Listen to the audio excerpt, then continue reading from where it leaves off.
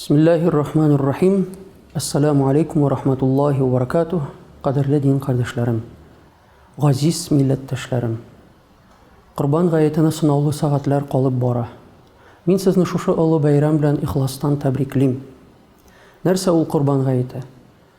Qurban bayramı ul bizning Allah Rabbimizga o'zimizning to'g'riliqni isbot etish uchun bir mumkinlik.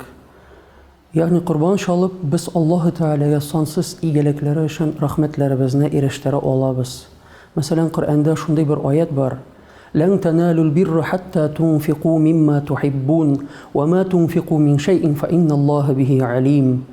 O'ziga yarata turgan narsalardan Alloh yo'lida sarf etmay turib, siz izgalikka, ya'ni egalikning eng komil nuqtasina ham Alloh taolaning rizolig'ini erisha olmayacaqsiz. Ya'ni mumkinligi bo'lgan kishilar uchun qurban shalu Alloh taolo qarshында ılı bir burch bo'lib tura, vojib deb aytamiz. Qurban g'ayati kishilikka turmush bayrami bo'larak indirilgan. Yer yuzida odam bolalarining qoni quyilirga tegish tugul, kishilar yashar uchun yaratilgan deb g'ayat bizning esga tushira. Rabbimiz bizdan sabrlik, dindorlik, ham niqli iymondan boshqa birni talab etmay. Bizning ona qarata ixloslikni boritik Alloh yo'lida o'zingni ham milkinni qurban etarga azir turug'ini isbotlay ola. Muhtaram jamoat, bayram oldindan qizg'anishga qarshi men qabat pandemiya haqida esga olirga majburman. Ul ilhamon bizning orada qola bira.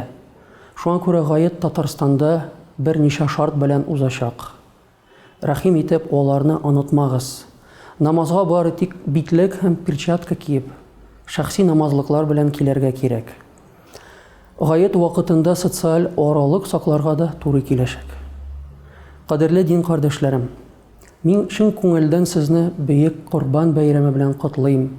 Rabbimiz bizning eng matur niyatlarimizni ham shalg'an qurbonlarimizni qabul etsin bayram bilan.